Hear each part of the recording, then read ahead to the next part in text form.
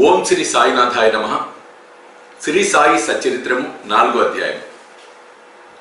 యోగేశ్వరుల కర్తవ్యము, పవిత్ర షిరిడి క్షేత్రము, సాయిబాబా రూపురేఖలు, గౌలీబువ అభిప్రాయం, విఠల దేవుడిగా దర్శనమిచ్చుట, భగవంతరావు క్షీరసాగరుని కథ, ప్రయాగ క్షేత్రంలో దాసగను స్నానం, బాబా అయ్యోని సంభవుడు, షిరిడి మొట్టమొదటి ప్రవేశించుట, 3 వసతి గృహములు. చక్కగా నాతో పాటు మీరు కూడా చదివే ప్రయత్నం చేయండి. ఒకవేళ టెలికాస్టింగ్ గ్యాప్ ఏమైనా వచ్చినా మీరు ఆపకండి, కంటిన్యూగా చదువుకుంటూ వెళ్ళండి, మధ్యలో కలుపుకు వెళ్ళే ప్రయత్నం చేయండి.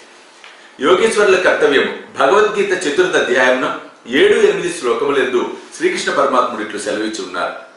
ధర్మం నశించినప్పుడు, అధర్మము వృద్ధి పొందినప్పుడు నేను అవతరించెదను. సన్మార్గులను రక్షించుటకు, దుర్మార్గులను శిక్షించుటకు, ధర్మ స్థాపన కొరకు యుగ యుగములందు అవతరించెదను. ఇదే భగవంతుని కర్తవ్య కర్మ. భగవంతుని ప్రతినిధులకు యోగులు, సన్యాసులు అవసరం వచ్చినప్పుడల్లా అవతరించి ఆ కర్తవ్యమును నిర్వర్తించెదరు. ద్విజులకు బ్రాహ్మణ, క్షత్రియ, వైశ్య జాతుల వారు తమ కర్మలను మానునప్పుడు, శూద్రుల పై జాతుల వారి హక్కులను అపహరించినప్పుడు, మత గురువులను గౌరవించక అవమానించినప్పుడు, ఎవరును మత బోధనలను లక్ష్యపెట్టినప్పుడు, ప్రతివాడును గొప్ప పండితుడు అని అనుకున్నప్పుడు, జనులు నిషిద్ధ ఆహారములు, మద్యపానములకు అలవాటు పడినప్పుడు, మతము పేరుతో కాని పనులు చేయనప్పుడు, వేరువేరు మతముల వారు తమలో తాము కలహించుకున్నప్పుడు, బ్రాహ్మణులు సంధ్యావందనము మానునప్పుడు, సనాతనులు తమ మతాచారములను పాటించినప్పుడు, ప్రజలు ధనధార సంతానములనే జీవిత పరమార్థములుగా భావించి మోక్ష మార్గమును మరచినప్పుడు, యోగేశ్వరులు ఉద్భవించి వారి వాక్కాయ కర్మలచే ప్రజలను సవ్య మార్గమును పెట్టి వ్యవహారములను చక్కదిద్దుదురు. వారు దీపపు స్తంభముల వలె సహాయపడి మనము నడవవలసిన సన్మార్గమును, సత్ప్రవర్తనమును నిర్దేశించెదరు. ఈ విధముగానే నివృత్తి, జ్ఞానదేవు, ముక్తాబాయి, నామదేవు, జానాబాయి, గోరా, గోనాయి, ఏకనాథుడు, తుకారాం, నరహరి, నర్సీబాయ్, సజన్ కసాయి, సావంతమాలి, రామదాసు మొదలగుగా గల యోగులను తదితరులు వేరువేరు సమయములందు ఉద్భవించి మనకు సవ్యమైన మార్గమును చూపిరి. అట్లే సాయిబాబా కూడా సకాలమందు షిరిడి చేరిది. పవిత్ర షిరిడి క్షేత్రం అహ్మద్ నగర్ జిల్లాలోని గోదావరి నది ప్రాంతములు చాలా పుణ్యతమములు. ఏలన అచర అనేక యోగులు ఉద్భవించిరి, నివసించిరి. అట్టి వారిలో ముఖ్యులు శ్రీ జ్ఞానేశ్వర మహారాజ్. షిరిడి గ్రామం అహ్మద్ నగర్ జిల్లాలోని కోపర్గాం తాలూకాకు చెందినది. కోపర్గాం వద్ద గోదావరి దాటి షిరిడి పోవలను. నది దాటి 3 కోసులు పోయినచో నీమ్గాం వచ్చును. అతడికి షిరిడి కనిపించును. కృష్ణా తీరమందు గల గానగాపురము, నరసింహవాడి, ఔదుంబర్ మొదలగు గల పుణ్యక్షేత్రముల వలె షిరిడి కూడా గొప్ప పేరు కాంచినది. పండరిపురమునకు సమీపమున గల మంగళవేద యందు భక్తులకు దామాజీ, సజ్జనగడమునందు సమర్థ రామదాసు, నర్సోబాచివాడి యందు శ్రీ నరసింహ సరస్వతి స్వామివార్లు వర్ధిల్లినట్లే సాయినాథుడు షిరిడిలో వర్ధిల్లి దానిని పవిత్రమనుచెను. సాయిబాబా రూపురేఖలు. సాయిబాబా వలననే షిరిడి ప్రాముఖ్యము వహించినది. సాయిబాబా ఎట్టి వ్యక్తియో పరిశీలించదము. వారు కష్టతరమైన సంసారమును జయించిన వారు. శాంతియే వారి భూషణము. వారు జ్ఞానమూర్తులు, వైష్ణవ భక్తులకు ఇల్లు వంటి వారు. ఉదార స్వభావులు, సారంలోని సారాంశము వంటి వారు. నశించు వస్తువులందు అభిమానం లేనివారు. ఎల్లప్పుడూ ఆత్మ సాక్షాత్కారమందే మునిగి ఉండేవారు. భూలోకమునందు గాని స్వర్గలోకమునందు గాని గల వస్తువుల యందు అభిమానం లేనివారు. వారి అంతరంగం అద్దం వలె స్వచ్ఛమైనది. వారి వాక్కుల నుండి అమృతము స్రవించుచుండెను. గొప్పవారు, పేదవారు వారికి సమానమే. వారు అవమానములను రెక్కించిన వారు కారు. అందరికీ వారు ప్రభువు. అందరితో కలిసిమెలిసి ఉండేవారు. ఆటలు కావించేవారు, పాటలను వినుచుండేవారు. కానీ సమాధి స్థితి నుండి మరలు వారు కారు. ఎల్లప్పుడూ అల్లా నామమును ఉచ్చరించేవారు. ప్రపంచమంతా మేల్కొన్నప్పుడు వారి యోగ నిద్రలో ఉండేవారు. లోకము నిద్రించినప్పుడు వారు మేల్కొని ఉండేవారు. వారి అంతరంగము లోతైన సముద్రం వలె ప్రశాంతము. వారి ఆశ్రమము, వారి చర్యలు ఇదమిద్దముగా నిశ్చయించుటకు వీలు కానివి. ఒకచోటనే కూర్చుండి ఉండినప్పటికీ ప్రపంచమందు జరుగు సంగతులన్నీ వారికి తెలియను. వారి దర్బారు ఘనమైనది. నిత్యము 100ల కొలది కథలు చెప్పునప్పటికీ మౌనము తప్పిడి వారు కారు. ఎల్లప్పుడూ మసీదు గోడ కానుకొని నిలిచువారు. లేదా ఉదయము, మధ్యాహ్నము, సాయంత్రము లెండి తోట వైపు కాని, చావడి వైపు కాని పచారులు చేయుచుండేవారు. ఎల్లప్పుడూ ఆత్మ ధ్యానమునందే మునిగి ఉండేవారు. సిద్ధ పురుషుడైనప్పటికీ సాధకుని వలె నటించేవారు. అనుకో నమ్రత కలిగి అహంకారం లేక అందరినీ ఆనందింపచేయవారు. అట్టివారు సాయిబాబా. షిరిడి నేల వారి పాద స్పర్శచే గొప్ప ప్రాముఖ్యతను పొందినది. జ్ఞానేశ్వర మహారాజ్ ఆలందిని వృద్ధి చేసినట్లు, ఏకనాథుడు పైటాను వృద్ధి చేసినట్లు సాయినాథుడు షిరిడిని వృద్ధి చేశాను. షిరిడిలోని గడ్డి రాళ్లు పుణ్యం చేసుకున్నవి. ఏలైనా బాబా పవిత్ర పాదములను ముద్దు పెట్టుకుని వారి పాదధూళి తలపైన వేసుకొనగలిగినవి. షిరిడి మా వంటి భక్తులకు పండరిపురం, జగన్నాథము, ద్వారక, కాశీ, రామేశ్వరము, బదిరి, కేదార్, నాసిక్, త్రయంబకేశ్వరము, ఉజ్జయిని, మహాబలేశ్వరము, గోకర్ణములు వంటిది షిరిడి సాయిబాబా స్పర్శే మాకు వేద పారాయణ తంత్రము. అది మాకు సంసార బంధనములను సన్నగిలిన చేసి ఆత్మ సాక్షాత్కారమును సులభ సాధ్యము చేయును. శ్రీ సాయి దర్శనమే మాకు యోగ సాధనముగా ఉండెను. వారితో సంభాషణ మా పాపములను తొలగించుచుండెను. త్రివేణి ప్రయాగల స్నానఫలము వారి పాదసేవ వలనే కలుగుచుండెది. వారి పాదోదకము మా కోరికలను నశింపచేయుచుండెడిది. వారి ఆజ్ఞ మాకు వేదవాక్కుగా ఉండేది. వారి ఊది ప్రసాదము మమ్ము పావనము చేయుచుండెను. వారు మా పాలిట శ్రీకృష్ణుడుగా, శ్రీరాముడుగా ఉండి ఉపశమనము కలుగ చేయుచుండిరి. వారు మాకు పరబ్రహ్మ స్వరూపమే. వారు ద్వంద్వాతీతులు, నిరుత్సాహము గాని ఉల్లాసము గాని ఎరుగరు. వారు ఎప్పుడు సచ్చిదానంద స్వరూపులుగా ఉండేది. వారు షిరిడి వారి కేంద్రమైనను వారి లీలలు పంజాబ్, కలకత్తా, ఉత్తర హిందుస్థానము, గుజరాత్, దక్కను, కన్నడ దేశములలో చూపుచుండిరి. ఇట్లు వారి కీర్తి దూర దేశములకు వ్యాపించగా భక్తులు అన్ని దేశముల నుండి షిరిడి చేరి వారిని దర్శించి వారి ఆశీర్వాదమును పొందుచుండిరి. వారి దర్శన మాత్రమునే భక్తులు మనముల వెంటనే శాంతి వహించుచుండెను. పండరిపురం నందు విఠల్ రఘుమాయిలను దర్శించినచో భక్తులకు కలిగడి ఆనందము షిరిడీలు దొరుకుచుండెను. ఇది అతిశయోక్తి కాదు. ఈ విషయం గురించి భక్తుడు ఒకడు చెప్పి ఉన్నాడు. గౌలిబువా అభిప్రాయం. 95 సంవత్సరముల వయసు గల గౌలిబువా అను వృద్ధు భక్తుడు ఒకడు పండరి యాత్ర ప్రతి సంవత్సరము చేయువాడు. 8 మాసములు పండరి నందు, మిగతా 4 మాసములు ఆషాఢం మొదలు కార్తీకం వరకు గంగానది ఒడ్డునను ఉండేవాడు. సామాను మోయటకు ఒక గాడిదను, తోడుగా ఒక శిష్యుని తీసుకుని పోవాడు.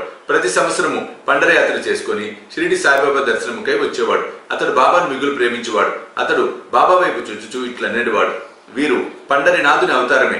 అనాథుల కొరకు, బీదల కొరకు వెలిసిన కారుణ్యమూర్తి. గౌలిబువా విఠోదేవుని ముసలి భక్తుడు. పండరిపుర యాత్ర ఎన్నిసార్లు చేసినో వీరు సాయిబాబా పండరినాథుని అవతారమని నిర్ధారణ పరిచిరి. విఠల దేవుడు దర్శనమిచ్చుట సాయిబాబాకు భగవన్నామ స్మరణ ఎందును, సంకీర్తనము ఎందును మిక్కిలి ప్రీతి. వారెప్పుడు అల్లా మాలిక్ అనగా అల్లాయే యజమాని అనుచుండిరి. 7 రాత్రింబవళ్ళు భగవన్నామ స్మరణ చేయించుచుండెడి వారు. దీనినే నామ సప్తాహం అందురు. బాబా ఒకప్పుడు దాస్కర్ మహారాజును నామ సప్తాహం చేయమనిది. సప్తాహం ముగినాడు విఠల్ దర్శనం కలుగునని వాగ్దానం ఇచ్చినచో నామ సప్తాహం సరిపెదనని దాస్కర్ను జవాబిచ్చాను. బాబా తన గుండెపై చేయి వేసి తప్పనిసరిగా దర్శనమిచ్చును గాని భక్తుడు భక్తి ప్రేమలతో ఉండవలెను. ఠాకూరునాథ్ యొక్క ఠాకూర్ పట్టణం, విఠల యొక్క పండరిపురం, శ్రీకృష్ణుని ద్వారకా పట్టణము ఇక్కడనే అనగా షిరిడిలోనే ఉన్నవి. ఎవరును ద్వారకకు పోవలసిన అవసరం లేదు. విఠలుడు ఇక్కడే ఉన్నాడు. భక్తుడు భక్తి ప్రేమలతో కీర్తించినప్పుడు విఠలుడు ఇక్కడనే అవతరించును అన్నారు. సప్తాహం ముగిసిన పిమ్మట విఠలుడి క్రింది విధముగా దర్శనమిచ్చారు. స్నానాంతరం కాకాసాహెబ్ దీక్షిత్ ధ్యానములో మునిగి ఉన్నప్పుడు విఠలుడు వారికి కనిపించను. కాకా మధ్యాహ్న హారతి కొరకు బాబా వద్దకు పోగా తేట తెల్లముగా కాకాను బాబా ఇట్లనెను: విఠలపాటిలు వచ్చినాడు, నీవు వారిని చూచితివా? వారు మిక్కిలి పారుబోతు, వారిని దృఢముగా పట్టుకొనుము. ఏమాత్రము అజాగ్రత్తగా ఉన్నను తప్పించుకొని పారిపోవును. ఇది ఉదయం జరిగాను. మధ్యాహ్నం ఎవడో పటములను అమ్మువాడు 25 నుంచి 30 విఠోబా చిత్రపటములను అమ్మకమునకు తెచ్చాను. ఆ పటము సరిగా కాకాసాహెబ్ ధ్యానములు చూచిన దృశ్యముతో పోలి ఉండెను. దీనిని చూచి బాబా మాటలు జ్ఞాపకమునకు తెచ్చుకొని కాకాసాహెబ్ ఆశ్చర్య ఆనందములలో మునిగారు. విఠోబా పటము ఒకటి కొని పూజా మందిరంలో ఉంచుకున్నాను.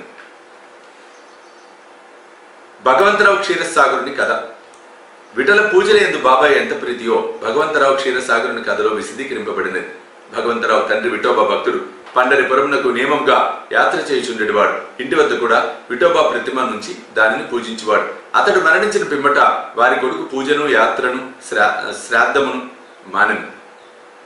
భగవంతరావు షిరిడి వచ్చినప్పుడు బాబా వాని తండ్రిని జ్ఞప్తి తెచ్చుకొని, వీని తండ్రి నా స్నేహితుడు కాన వీడు వీడిని ఇచ్చటకు ఈడ్చుకొని వచ్చి తిని, వీడు నైవేద్యం ఎన్నడూ పెట్టలేదు కావున నన్నును విఠలుని కూడా ఆకలితో మార్చినాడు. అందుచేత వీడిని ఇక్కడికి తెచ్చి తిని వీడు చేయనది తప్పని బోధించి చివాట్లు పెట్టి తిరిగి పూజను ప్రారంభించినట్లు చేసేదను అనిది.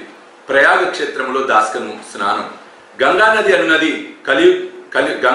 గంగానది యమునా నది కలియు చోటునకు ప్రయాగ అని పేరు. ఇందులో స్నానం ఆచరించిన ప్రతివానికి గొప్ప పుణ్యము ప్రాప్తించినని హిందువుల నమ్మకం. అందుచేతనే వేల కొలది భక్తులు అప్పుడు అతడికి పోయి స్నానమాడుదురు. దాస్కన్ కూడా ప్రయాగ పోయి అతడి సంగమంలో స్నానం చేయవలెనని మనసును తలిచాను. బాబా వద్దకేగి అనుమతించమనను. అందుకు బాబా ఇట్లు జవాబిచ్చాను: అంత దూరము పోవలసిన అవసరం లేదు. మన ప్రయాగ ఇచ్చటనే కలదు. నా మాటలు విశ్వసింపు.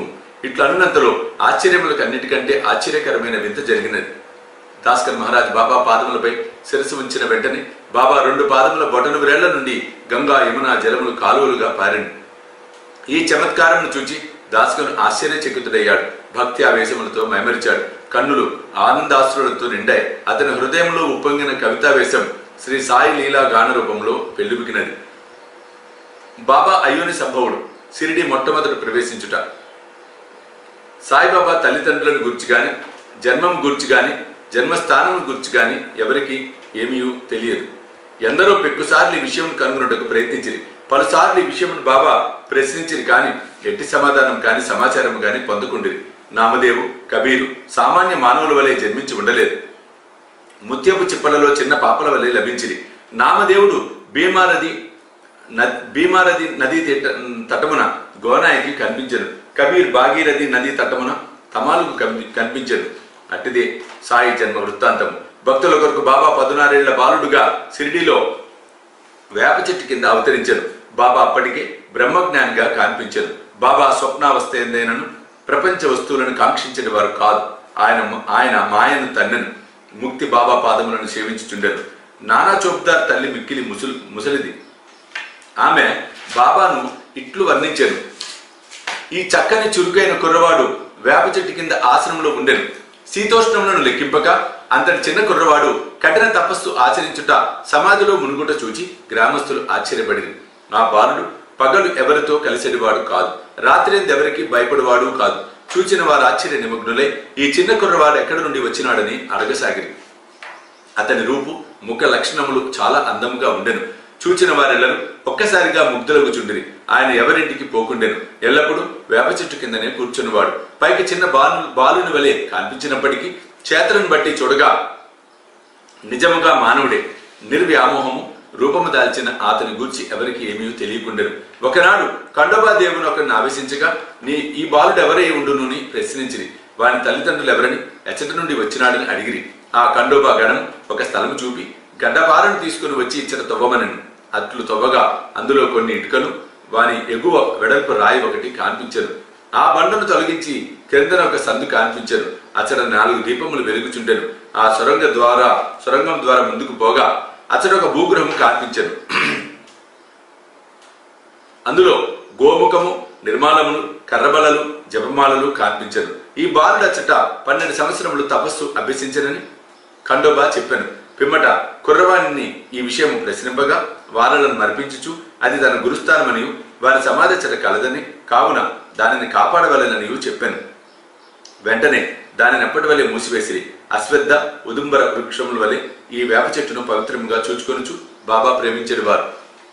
మహల్సాపతి తదితర షిరిడీలోని భక్తులు దీనిని బాబా యొక్క గురువు గారి స్థానమని, సమాధి స్థానమని భావించి సాష్టాంగ నమస్కారమును చేసేవారు.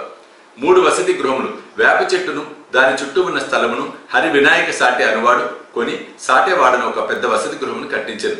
అప్పట్లో షిరిడీకి పోయిన భక్త మండలికి ఇది ఒక్కటే నివాస స్థలము. వేప చెట్టు చుట్టూ ఎత్తుగా అరుగు కట్టిరి, మెట్లు నిర్మించిరి. మెట్ల దిగువన ఒక గూడు వంటిది కలదు. భక్తుల మండపముపై ఉత్తరాభిముఖముగా కూర్చొనిదురు. ఎవరిచ్చట గురు శుక్రవారములు ధూపము వేయుదురో వారు బాబా కృప వల్ల సంతోషముగా ఉండెదరు. ఈ వాడ చాలా పురాతనమైనది కావున మరమ్మతుకు సిద్ధంగా ఉండెను. తగిన మార్పులు, మరమ్మతులు సంస్థానం వారు చేసిరి. కొన్ని సంవత్సరముల పిమ్మట దీక్షిత్ వాడాయను పేర ఇంకొక వసతి గృహం కట్టబడినది. న్యాయవాది అయిన కాకాసాహెబ్ దీక్షిత్ ఇంగ్లాండ్కు పోయాను. అతడు రైలు ప్రమాదంలో కాలు కుంటుపడను. అది ఎంత ప్రయత్నించినను బాగు కాలేదు. తన స్నేహితులకు నానాసాహెబ్ చాందోర్కర్ షిరిడి సాయిబాబాను దర్శించమని సలహా ఇచ్చాను. 1909వ సంవత్సరమున కాకా షిరిడి పోయాను. బాబా దర్శన మాత్రమున అమితానంద భక్తుడై షిరిడీలో నివసించుటకు నిశ్చయించుకున్నాను. కాలు కుంటితనము కన్నను తన మనసులోని కుంటితనము తీసివేయమని బాబాను ప్రార్థించాను. తన కొరకును ఇతర భక్తులకును పనికి వచ్చినట్లుగా ఒక వాడను నిర్మించను. 10/12/1910 ఈ వాడ కట్టుటకు పునాది వేసిరి. ఆనాడే 2 ముఖ్యమైన సంఘటనలు జరిగాను. దాదాసాహెబ్ కాపర్దేకు తన ఇంటికి పోటుకు బాబా సమ్మతి దొరికెను. చావడిలో సేజహారతి ప్రారంభమయ్యాను. దీక్షిత్ వాడ పూర్తి కాగానే 1911వ సంవత్సరంలో శ్రీరామ నవమి సమయం నందు శాస్త్రోక్తకముగా గృహప్రవేశం జరిపిరి. తర్వాత కోటీశ్వరుడును నాగపూర్ నివాసియకు బూటి మరొక పెద్ద రాతి మేడను నిర్మించరు. అతడు చాలా ద్రవ్యం దీని కొరకు వెచ్చించను. వెచ్చించిన ద్రవ్యమంతయు నిజమునకు సార్థకమయ్యను. ఏలన బాబా గారి భౌతిక శరీరం అందులో సమాధి చేయబడినది. దీనినే సమాధి మందిరం అందురు. ఈ స్థలంలో మొట్టమొదట పూల తోట ఉండెను. ఆ తోటలో బాబాయే తోటమాలిగా మొక్కలకు నీళ్లు పోయటం మొదలగునవి చేసేవారు. ఇట్లు 3 వాడలు కట్టబడెను. అంతకు ముందిచ్చట ఒక వసతి గృహం లేకుండెను. అన్నిటికంటే సాటేవాడ మొదటి రోజుల్లో అందరినీ చాలా ఉపకరించుచుండెను. ఇక్కడికి 4వ అధ్యాయం మనం సంపూర్ణం చేసుకుంటున్నాం. 4వ అధ్యాయం సంపూర్ణం. సద్గురు శ్రీ సాయినాథ అర్పణమస్తు. శుభం భవతు.